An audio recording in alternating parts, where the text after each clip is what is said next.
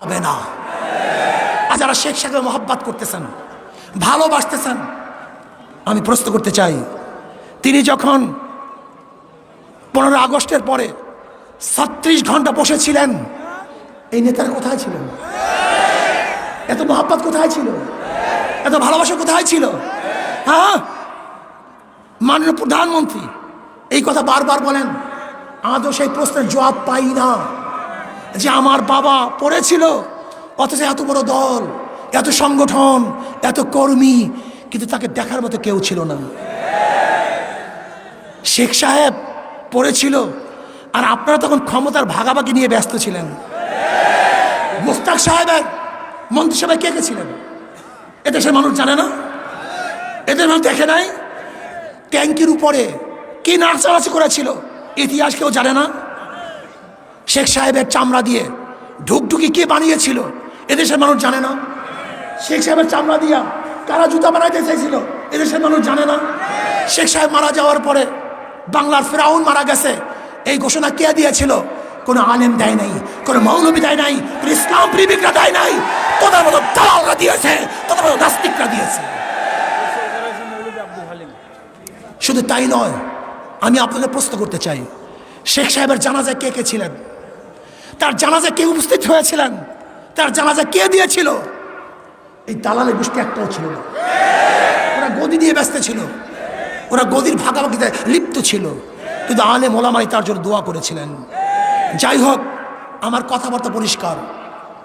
সাংবাদিক বন্ধুরা, আজকে সিগন্যাল মিগনাল দেই নেই, আজকে সিগন্যালও দেই নাই, মিগনালও দেই নাই, প্রচারও করি নাই, প্রসারও করি নাই।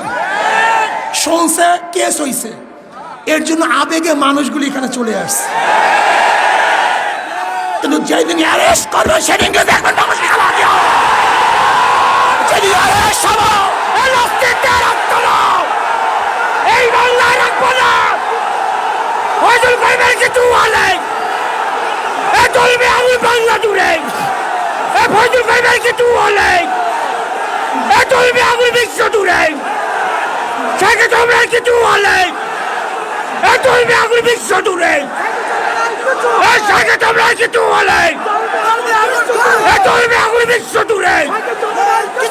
সেকে তোমরা ভয় নয়, রাজপথ চাই নয়। শোনেন, আমাদেরকে জেলের ভয় দেখে কোনো লাভ নেই।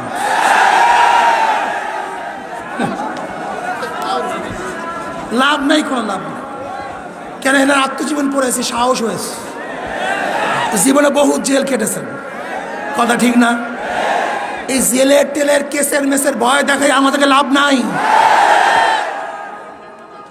যদি অন্যায় করে থাকি জেলে দেন, আপত্তি নাই, কিন্তু অন্যায় যদি না করি আর জেলে ঢুকাবার দুঃসাহস দেখান, তাহলে বাংলাদেশের জনগণ ইনশাআল্লাহ সেই দুঃসাহস আঘাত করবে, আঘাত করবে ইনশাআল্লাহ। কি কথা ঠিক না?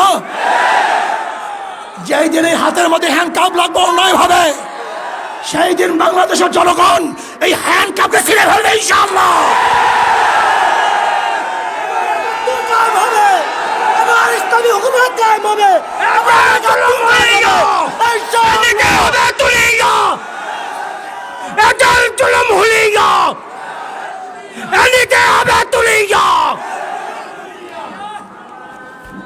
আপনারা ভাবছেন যে জেলের তকমা আর কেসের তকমা দেখালি ইঁদুরের মতো পালিয়ে যাব।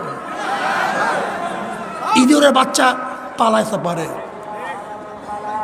শিয়ালের বাচ্চা পালাতে পারে, ভোজরের বাচ্চা পালাতে পারে, বিড়ালের বাচ্চা পালাতে পারে, কিন্তু শেখ ফজলুল করিমের সৈয়দ ফজলুলের বাচ্চা পালাতে পারে না।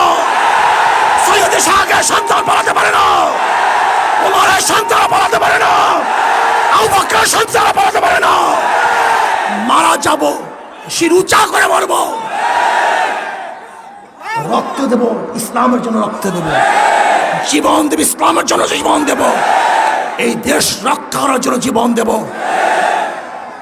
সাম্য, মানবিক মর্যাদা, ন্যায় বিচার প্রতিষ্ঠা করার জন্য প্রয়োজনে রক্ত দেবে ইনশাআল্লাহ। রাজি আছেন ইনশাআল্লাহ? নারায়ে তাকবীর, নারায়ে তাকবীর।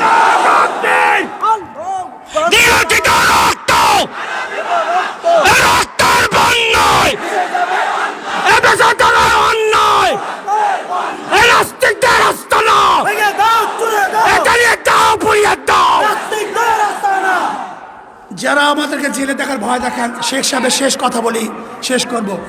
একদিন সকালে আমিও রেনু বিছানায় বসে গল্প করছিলাম। আর একটা কথা বললেই না বললেই নয়, খুব গুরুত্বপূর্ণ কথা। আজকে যারা শেখ সাহেবকে মহব্বত করেন, আমি তাদেরকে প্রশ্ন করতে চাই, বলেন তো শেখ সাহেব বিবাহ করেছিলেন কত বছর বয়সে? 12-13 তার বয়স ছিল। কত বছর বলেন? বলেন তো। রেনু ফজিলাতুন্নেসা তার স্ত্রী, তার তখন বয়স ছিল কত? 3 বছর। কত বছর? জোরে বলেন। তখন তার বয়স ছিল 3 বছর। তার বাবা মারা যায় 5 বছরে, তার মা মারা যায় 5 বছরে। 7 বছরে তার দাদা মারা যায়। 7 বছরে তিনি তার ঘরে চলে আসেন। আমি প্রশ্ন করতে চাই, যারা শেখ সাহেবকে মহব্বত করেন, আজকে থেকে সংসদে বিল উত্থাপন করেন, যেমন শেখ সাহেব বিবাহ করেছিল 12-13 বছর বয়সে। আমাদেরকে আইন পাশ করতে হবে, আমরা 12-13 বছর বয়স বিবাহ করব। আজকে আইন পাশ করতে হবে, রেনু বিবি যেরকম বিবাহ হয়েছিল 3 বছর বয়সে, আমাদের মেয়েদেরকেও 3 বছর বয়সে বিবাহ দিতে হবে। এইটা তো শেখ সাহেবের মহব্বত নাকি? মহব্বত করো না? একদিন সকালে আমিও রেনু বিছানায় বসে গল্প করছিলাম। হাসুও কামার নিচে খেলছিল। হাসু মাঝে মাঝে খেলা ফেলে আমার কাছে আসে, আর আব্বা আব্বা বলে ডাকে। কামাল চেয়ে থাকে। এক সময় কামাল হাসুরিকে বলছে, হাসু আপা, তোমার আব্বাকে কি আমি একটু আব্বা বলি? আমি আর রেনু দুজনেই শুনলাম।